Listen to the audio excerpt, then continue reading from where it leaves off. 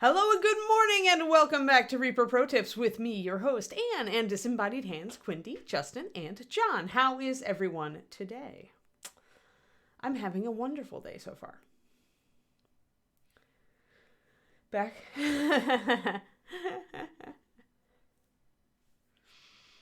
Oh noes! I was hoping that if I pushed forward with a super exuberant intro that Comcast would give way.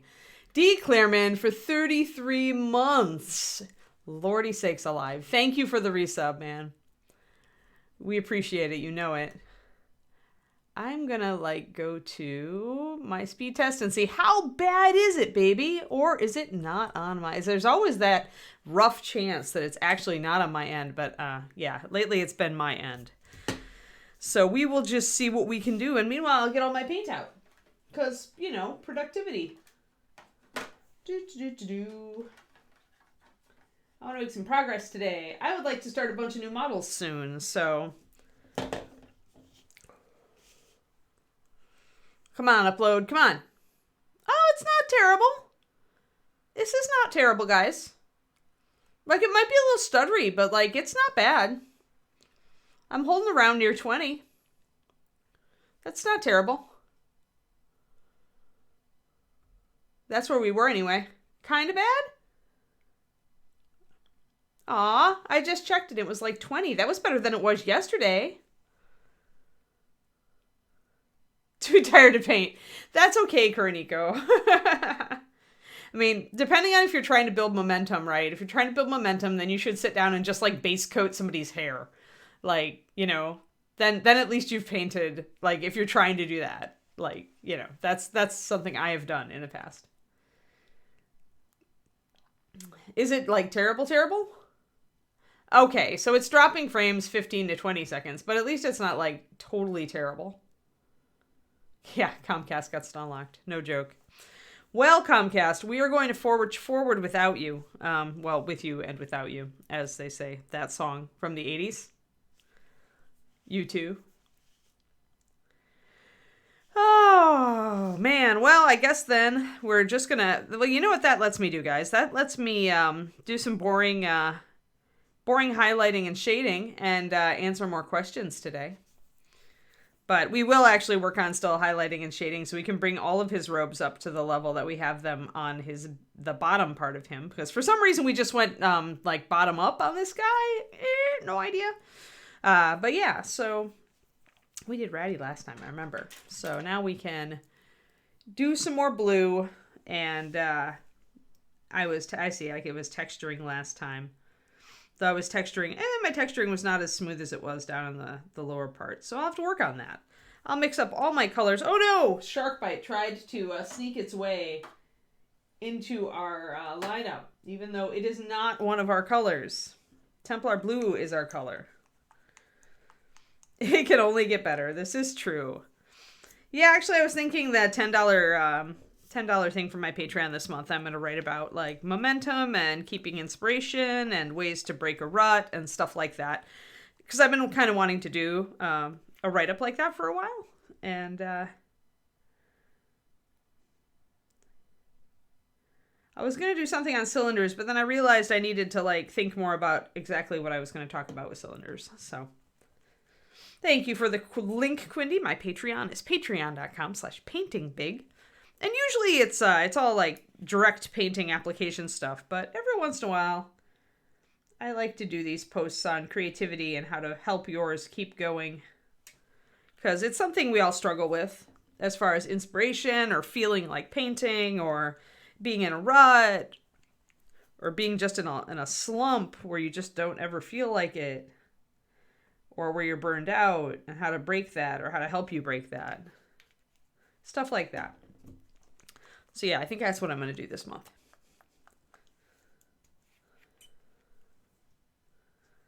Yes, glacial speed does mean you're still moving, and if you keep moving at glacial speed, eventually you will build up momentum, which is your best friend when you're trying to get into the habit of doing something. Alrighty, so just to remind y'all, our paints are Templar blue, ashen blue, Akata blue, and irisin blue. And the last two of those are Pathfinder colors, and they're wonderful Pathfinder colors. In fact, I've taken to using a lot of irisin these days because it's a really nice highlighting blue. I brought it up in my latest $5 PDF on the Patreon, which is about blue pentads, and it's a good highlight for any blue, really. Good top highlight.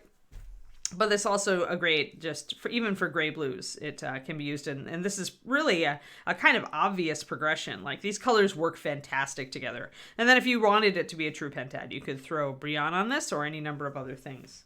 So yeah. So I've got all those beautiful colors laid out on my palette, and we'll thin them down a little bit. Oh, unless I took my water into the other room, then I'm doomed. Am I doomed? I'm doomed. I think I'm doomed. All right, let me grab my squeezy bottle. Oh, no, it was just hiding. It was cleverly hiding in plain sight. I was like, hey, wait, I've got a squeezy bottle in both rooms. I should not have misplaced that. So we're doing 2-to-1. Hey, Coos, thank you. Uh-oh. Double sub-anniversary, double sub-anniversary, double sub-anniversary. Happy double sub-anniversary. There you are. There you are. Yeah, glaciers aren't all that bad as long as you're not stuck out on one. Alrighty. Let us get our mixing brush. I need a new mixing brush. I should get a bigger version of this. Because this watercolor sable is a pretty good mixing brush, but if I got a size 2, it would be even better. Oh, that's alright.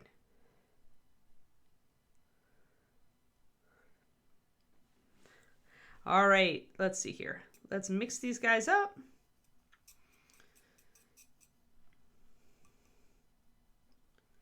And this is one where you can really take a little bit of your previous color and mix it into your successive color. Even though these colors are pretty much like just made for each other, it'll still help them go together a little better. So I'm working from dark to light here. Sometimes I work reverse. Sometimes I start light to dark. Really depends on what I'm doing. So these are just beautiful. I love gray blues. I will admit that painting gray blue is one of my favorite colors to paint. They're so forgiving and they blend so easily. I used to use a color progression like this for Space Wolves when I was painting GW, and it's just a pleasure to paint. Because grayed out muted colors tend to have a little bit of white in them from the get-go, and they tend to just, layering with them is really usually pretty easy. Like, it's a simple color to start your layering practice with. I think a lot of people start trying to layer bright colors, and that's fine too. But I think that doing a muted progression actually layers a little bit easier and maybe gives you a little bit more of a heads up on just, you know, how good your layering is going. So starting with a progression like this, if you're practicing your layering, you may have better results, and then you'll be able to transition over to brighter colors and maybe use what you've learned. Small cat got excited. The paws go wild. That's so funny. Oh. Alrighty. I like it when the paws go wild, especially when the kitty cat was like, you know, not thrilled yesterday. So, because stupid connection. So we shall power forward with our wonderful blues, and we're going to put texture on here as we go. And I'm going to move my bottles out of the way so that I don't continually knock them over with my flannel sleeves, because it's cold in here. It's really cold today. Like, there's no sun. It's dreary. It's one of those days. All right. Well, first of all, we got our sleeves here, and I did texture on our sleeves, but it's, here, let's get a little bit more in focus. But I can really see the texture. Like, I want it to blend a little bit better. I want it to look more like the texture down here on these guys. So I am going to work probably a little bit with my ashen blue and try to blend this in. Hi, Julia. Try to blend this in a little bit better. And see where I am. And another thing, if I decide that these layering brush strokes are just too, it's kind of clunky, kind of not smooth as I want them. I can also glaze with my Templar blue. But as you can see, bringing in my ashen blue again to kind of go over the top of the Akata blue really has smoothed out those brush strokes. So when you first do a texture, you may notice that maybe you leave a lot of space between your brush strokes. And really, if you want a finer texture, you really want to pile them on kind of more on top of each other. So just bring one of your colors in and try to layer up on top of what you've got. And it may smooth out just because you're going to fill in some of those intermediate holes in your brush strokes until you get something that looks a lot smoother. I am going to layer my colors up pretty high toward the top here, because that's where the light would be falling.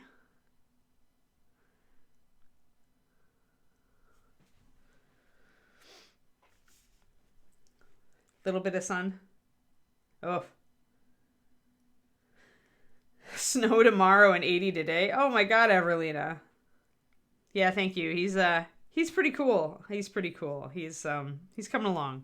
I just want to get this blue done. Like he's close to done, just because really all we've got left is like cloth and some gold. And so I really want to move along. Like I'm in the mood to start some new figures. I actually asked Ron yesterday via email because he was like, "Have you painted this?" And I'm like, "No, I painted this other pirate, Ron."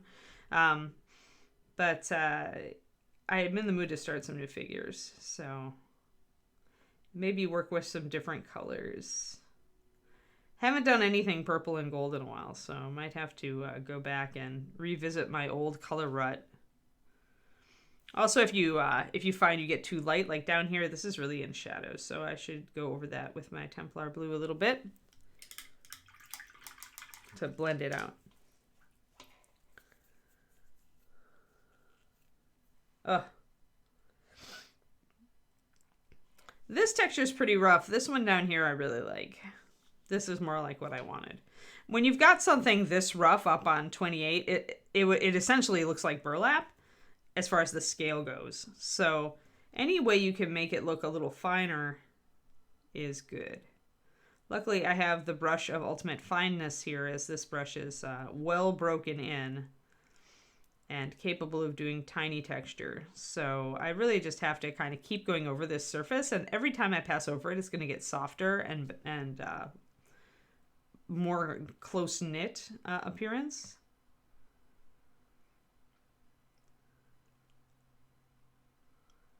Want to bring that up that little fold there too. And also when you get way up here, you're going to want to bring your ashen blue into the shadows. You shouldn't, unless there's a really sharp fold, like these really sharp guys here, the ones that are really up and down. Those folds can stay a little darker, can stay Templar blue. But otherwise, when you're on the top of a surface, your shadow shouldn't be as dark at the top as it is at the bottom of a surface. Like the underside should always be darker than any fold on the top side.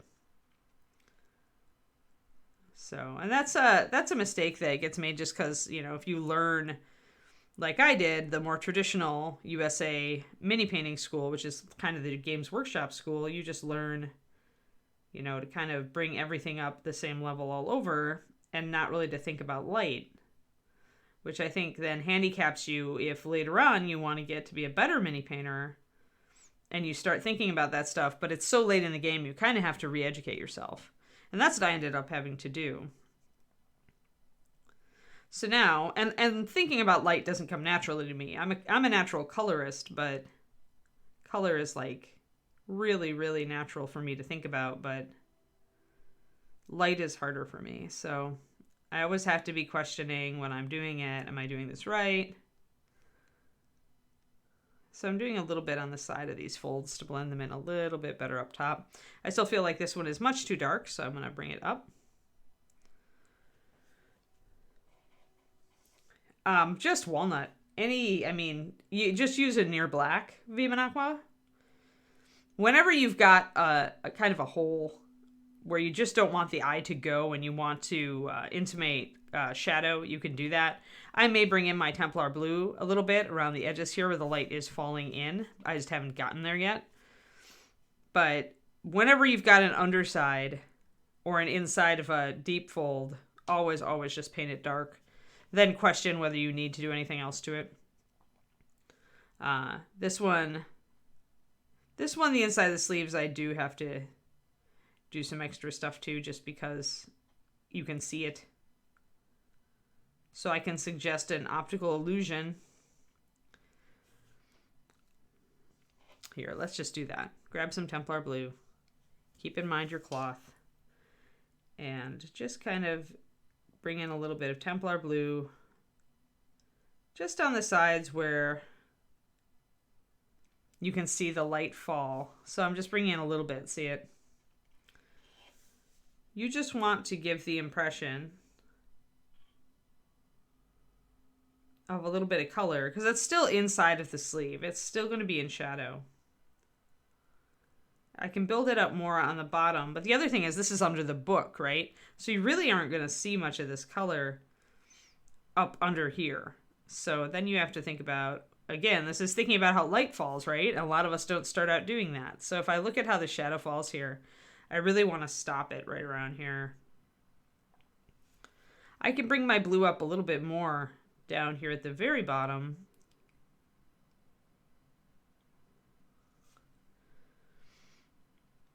So that it suggests the cloth texture.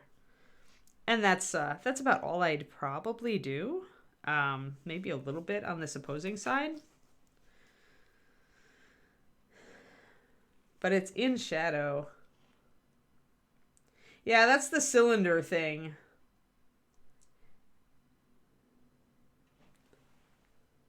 Bin Panzer. This thing, right? It's a cone and a cylinder. Like, you use the cylinder rules on it for the most part. But the easiest way to do a cylinder is just to cheat, which is to say the light is mostly falling from the front, so I'm going to paint the front more strongly in the light than the shadow. And you can see that if you look at him, you can see that the back is in shadow.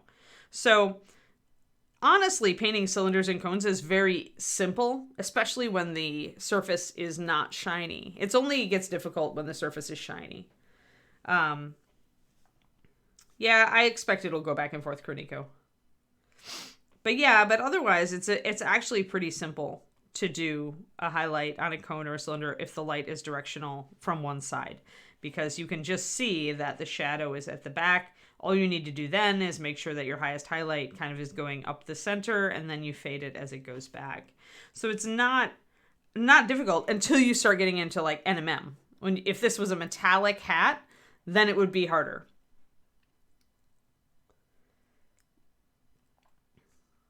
Yeah.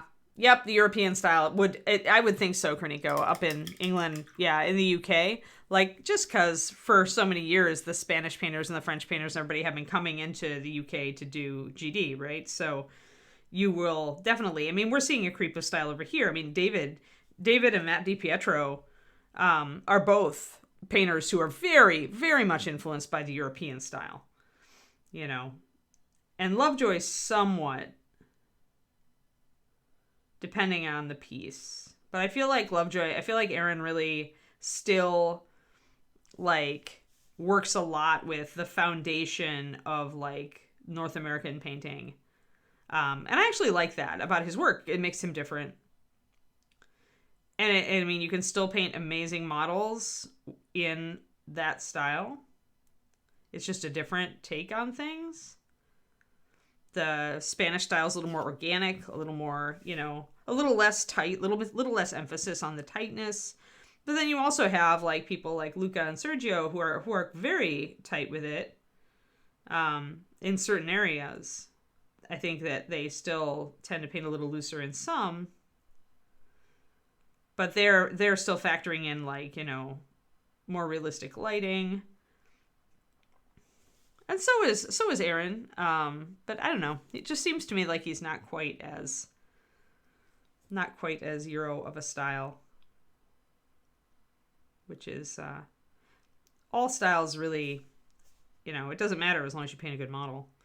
Everybody gravitates to their own kind of style.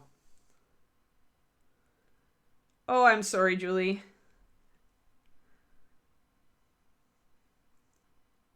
Muscle through it, Julie. Muscle through it.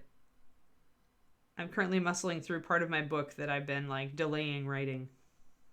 or delaying revising and rewriting pretty much, which is even worse. I like fresh writing a lot more than rewriting. It's like coming back to a model that you thought you'd seen the last of, and then you're just like, "Urgh." And it just feels like it's so much harder to get started on it.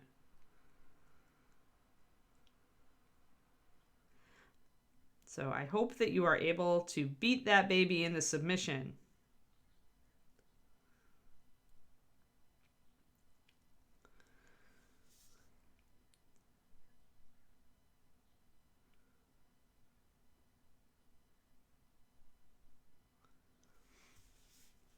And it appears to happen in all the art forms, too. Good morning, Barely. Yeah.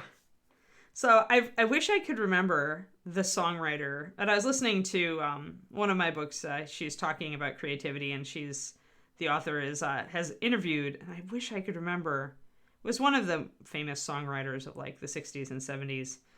And she's essentially, he would run into songs like that would just be like recalcitrant children, where they just really just felt like they didn't want to be born. They didn't want to actually come out and play nice. And he would end up like sending all of his technicians and fellow musicians out of the studio, and he would end up like giving it the talk, just like he was a dad, going, this bus is going to leave the station. This album is going to leave the station soon. And if you're not on it, then we're going to go on without you. So it was like the dad, I'm going to stop this car and you can walk home. So sometimes I was listening to that, I heard that yesterday. I'm just like, okay, now I need to give the dad talk, the dad on the car, in the car on vacation talk, to my recalcitrant minis to tell them, listen, this paint job is leaving the station soon, and you're either on it or you're not. It was a great analogy for stubborn moments in creativity, right? So Julie, give your mini a pep talk. Like do that, give it that dad speech, Minnie.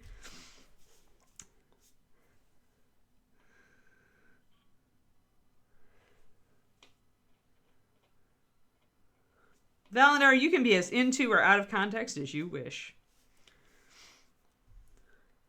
I am struggling with texture at the moment.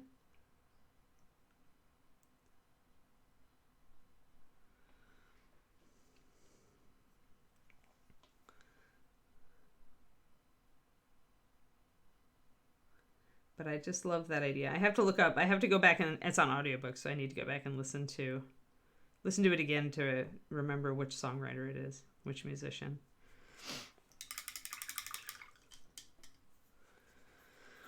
But I think that's also a pretty good commentary on creativity in general.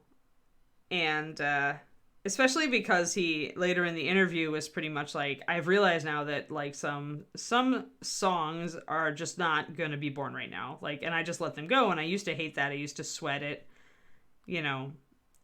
but I just learned to like let those go. So it's like sometimes if a paint job is just not coming to fruition, it's okay to just let it go, guys. No matter how excited you were about it in the beginning. It's probably more important that you move on to something you're really excited about and finish that. Though you do have to keep an eye out if you are one of those rampant unfinishers. Like then, if you're not able to finish a mini ever, that's fear. That's fear that, like, it's sneaky fear. It's sneaky fear that if you finish it, it's not going to be as good as you want it to be. Or maybe, when you finish it, it won't fit what you had in your head or whatever. But finish the mini. The best thing you can do for yourself is to finish the mini. Push through it. That said, if it's purely brutal and it's just not coming together, you can judge whether that is truly the case.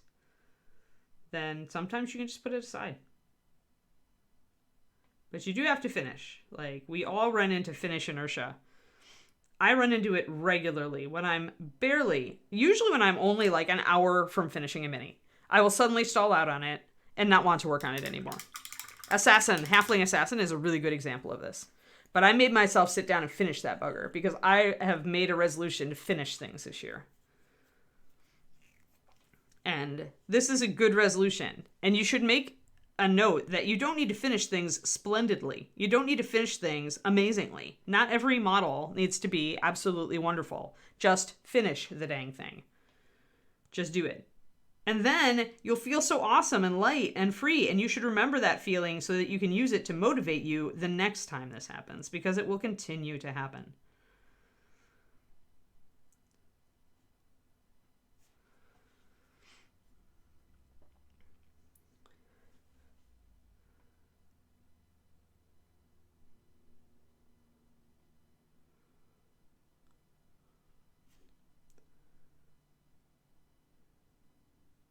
All right, so finally, after a bit of titching around on this, I feel like I've got some nice light falling on that sleeve. And I've still got some highlights down here. I do need to take them up just a little bit.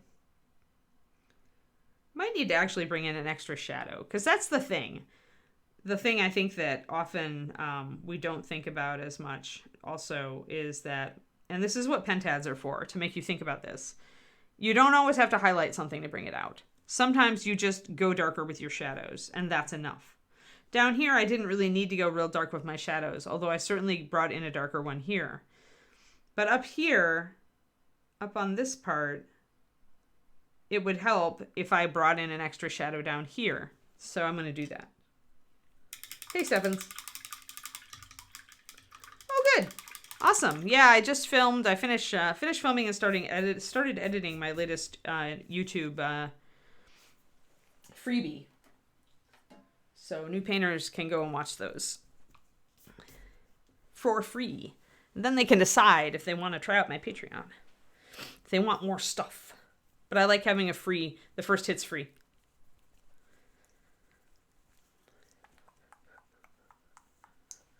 Right, exactly. And this happens all the time, right, Korniko? And in writers and musicians and painters, all of us, everybody who's exercising their creativity. And don't ever downgrade yourself, by the way. You're just as good in your creativity as any famous person. I mean, Stephen King threw his first novel in the trash. He threw Carrie in the trash, and his wife Tabitha, grabbed it, essentially rescued it, and told him to start submitting it.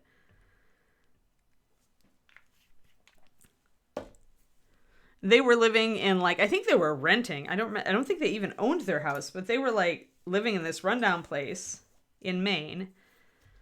And if you haven't read his book on writing, you should. It's his memoir as well as a writing book. And it's really interesting, but he pretty much talks about getting that phone call from his agent, who pretty much told him to sit down because his book had just sold for 6-figure advance in I think it was the 70s. That was huge money in the 70s. But that was a book that he just tossed in the trash. He would have just let it be taken out with the trash. Poly, it's about building your own washes with any color, using 3 ingredients. I talk a bit about mediums, and I talk a bit about high coverage versus low coverage paints and how they function differently when you're trying to make a wash from them. It's a little bit of a longer video. I tried to keep it to 10 minutes, and I think I went a bit over. I haven't finished editing it, so I'm not sure how it's going to come together in the end, but it is chock full of info, and I do an example, side-by-side example as well. So I'm using Storm Chaser Blue here, but speaking of coverage, this has a slightly more coverage, so I need to thin it a bit more.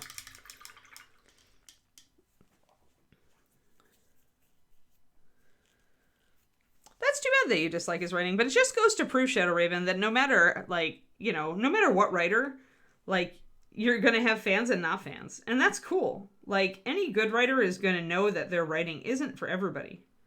I'm the opposite of you. I think Stephen King is one of the best writers to come out of America ever. But, there are definitely books of his that I like better or don't like. So I used to read him. He was one of my favorite writers when I was a teenager and college student. But yeah, it just goes to show that, and this is true with your miniatures, sometimes you're going to paint something and somebody's going to be like, I'm not a big fan. And it's just let it go. It's not everything you do will please everyone. I think a lot of us get very, our motivation when we start often is we love to hear the accolades from our friends and fellow gamers, when we paint something cool and they're all about it. But every once in a while, you're going to paint something that maybe isn't, you know, isn't for somebody. And they're just going to be like, well, I don't really like the blah on this. And don't let it get to you. Like, it's just personal taste.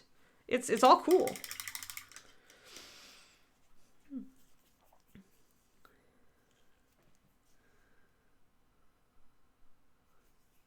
All right, so we put in some extra shadows down there and see how much nice weight that brings. And it still brings out details, but without having to highlight down here, which really wouldn't be suitable. So yeah, I like that sleeve. It's pretty dramatic, actually. It's a little more dramatic than everything else, so I think I'm going to highlight down here a little bit more just to bring that edge out. That's a problem when you do more dramatic lighting on one area and it's not so much. I mean, it should be on that arm because that arm is held out, right? And down below is not, but I do need to bring a little bit more highlight to where this is flaring out into the light then. Just a little bit more. So I'm going to use my iridescent blue, but my iridescent blue at 2:1 is way too thick. So I'm going more 4:1. Yeah, reload. Yeah, if you're all the same, it would be a boring world. Exactly. Well, and I mean, the great thing for creative people is that one person isn't going to like your stuff at all, but somebody else is going to absolutely love it and become your biggest fan, right? And you only need a few of those fans. Like, there's a great post out there that a lot of people have started an idea, which is 1,000 True Fans is what it's called. And it influenced me to start my Patreon, even when people were telling me, oh, there's too many Patreons out there, you're going to have a really hard time, you know, yada, yada, yada, lots of fear talk. But if you think about it, if you can just find 1,000 people in all the world who become your fans and your supporters and your friends, like you guys, a lot of you guys are for me, you know, that's all you need, like, to power your life with your creativity, right? So I don't have 1,000 of you yet, but I'm working on it. Good morning, Daffod Weir. Oh, 26 months, Crowley. Darn. Yeah, totally give the video a kick. In other words, a refresh. The internet is coming and going today. It's teasing us. So I'm just going to add a few extra highlights down here, guys, just to bring this up where the edges are coming out, just to bring them more in line with the level of highlighting up here on the sleeve. Level of sleeve is still a little bit rougher, as you can see. I was just like having a really good layering day down here. So this is this speaks to the fact that when you are working with a specific set of colors, you probably should do the whole model at once, because you will definitely, and this is how the frustrating thing of the back of the model looking better than the front happens, because we paint the front and then we go paint the back, and maybe on the back we're having a better layering day, and so the back looks better than the front, and it's like the bane of all painters. Like, you're just like, roar! Thanks, Quindy.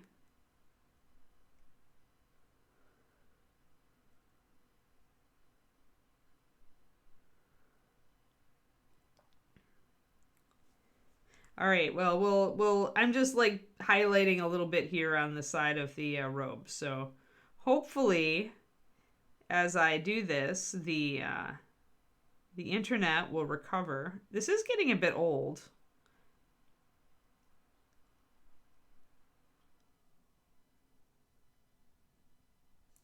So a little bit, just bringing that up more in line with what it is up top.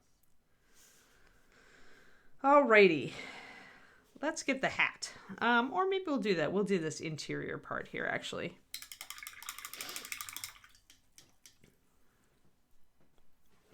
No, it's everybody, Kariniko. I've said so many models where that happened. Nope. Nope, nope. It's a thing. Pretty much if you ever, like, you know, have a thing happen in mini painting and you think, oh, this is probably just me, you probably are wrong. It's probably everybody. You are not alone.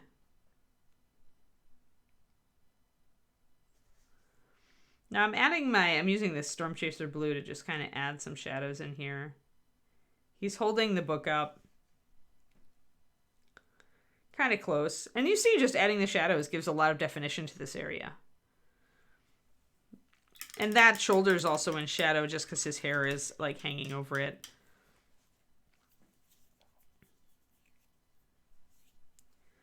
Come on, Comcast. Like, seriously, man? It was doing so well, relatively speaking, when we started. I'm going to grab some of my ashen blue to start the first highlight on this sucker. And while I do, I'm running an internet thing to see if it's gone better or worse. It's probably doing that ping pong thing again, though.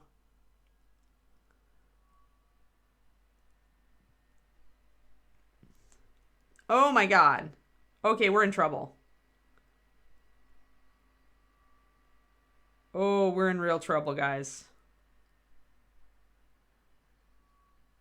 Uh-oh.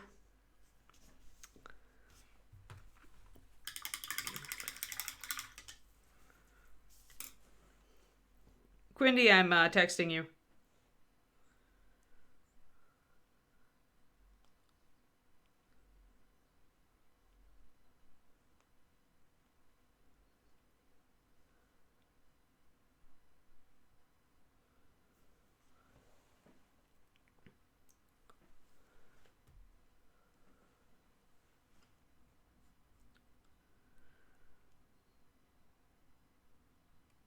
Yeah.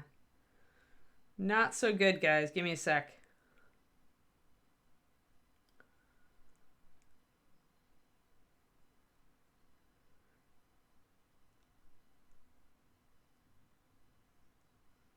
Ugh. Yeah, we're in trouble here.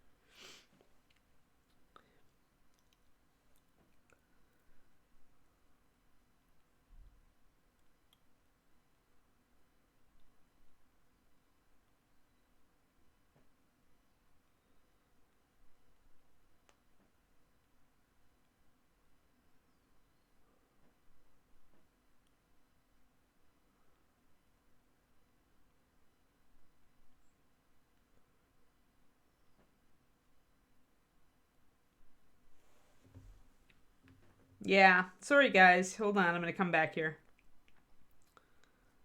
Ah.